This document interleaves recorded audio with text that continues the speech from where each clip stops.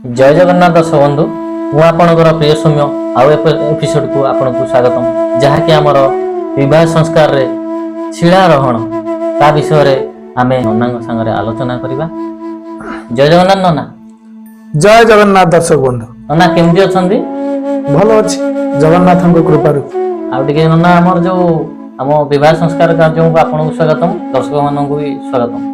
चलो हमर जो विवाह संस्कार आज जो प्रश्न थिला हमर शिलारोहण ता विषय रे टिके आलोचना करन हम दर्शक बंधु खुशी हेबे। बहुत बढ़िया कथा। जय जगन्नाथ दर्शक बंधु। विवाह संस्कार रे शिलारोहण कार्यक्रम तो आसंतु जानिबा तो कोन पई संपादन करा जाय शिलारोहण कार्यक्रम। आरोहेमं अस्मानम अस्मे बतो स्थिराभव अभितिष्ठ पृतन्यत बबाधस्व पृतनायतः। शिला आरोहण रे पति पत्नी 7 थर प्रस्तर खंड पर पाद रखी थांती। बर बधु को कहे आरोहेमं अस्मानम अस्मे बतो स्थिराभव।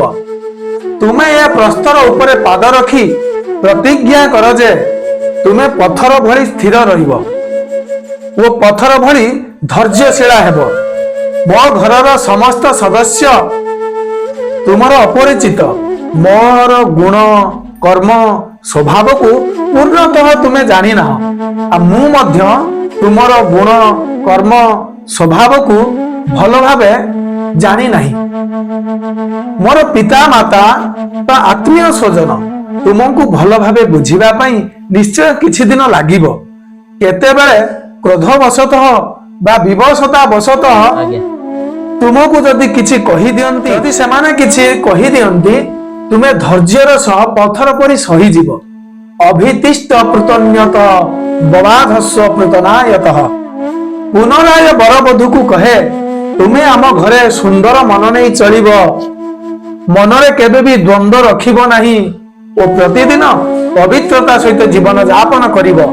एही शिक्षा विवाह संस्कार शिलारोहण कार्यक्रम रु मिलता है। यही शिलारोहण कार्यक्रम नुआ करी जीवन आरंभ करुवा नव दंपति को धैर्य शक्ति सामर्थ्य और साहस धारण करने एक विराट शिक्षा दे थाए।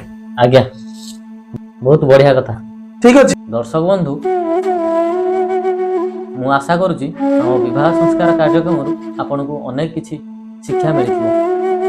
यदि आपन को ये वीडियो भल लगी थाए ताहले आम चैनल को like and subscribe and share करने को जमा भी भूलु।